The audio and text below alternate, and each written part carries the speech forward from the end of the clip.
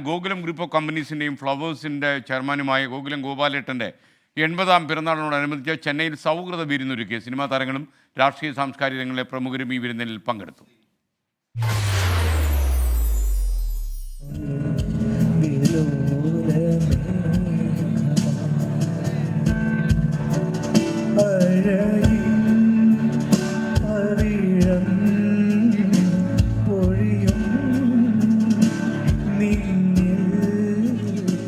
ചെന്നൈയിലെ സ്വകാര്യ ഹോട്ടലിലായിരുന്നു പരിപാടി.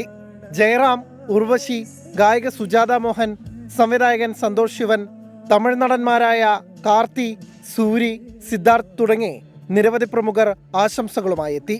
ഇത്ര മികച്ച് നിൽക്കുന്ന ആളായിട്ടും അദ്ദേഹത്തിന്റെ ആ ഒരു ഡൗൺ ടു എർത്ത് ആ ഒരു സ്വഭാവം, അദ്ദേഹത്തിന്റെ ആ ഒരു എന്താ പറയണേ, ബാക്കിയുള്ളവർക്ക് തരുന്ന റെസ്പെക്ട്, നമുക്ക് ഒരുപാട് കാര്യങ്ങൾ അദ്ദേഹത്തിന്റെ അടുത്ത് നിന്ന് പഠിക്കാനുണ്ട്. സോ ഇനിയും ഒരുപാട് വർഷം സന്തോഷമായിട്ട് കുടുംബത്തോടുകൂടി അദ്ദേഹം ദീർഘായുസ്സോടുകൂടി എല്ലാ ആരോഗ്യത്തോടും കൂടി ഇരിക്കാൻ ഈശ്വരനോട്.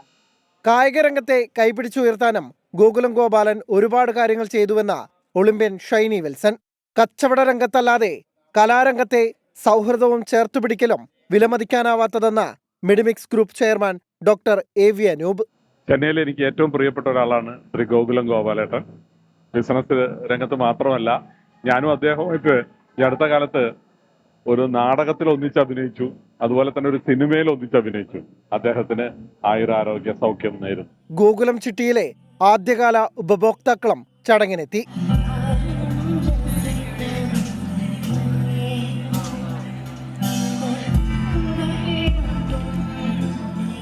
24 ചെന്നൈ.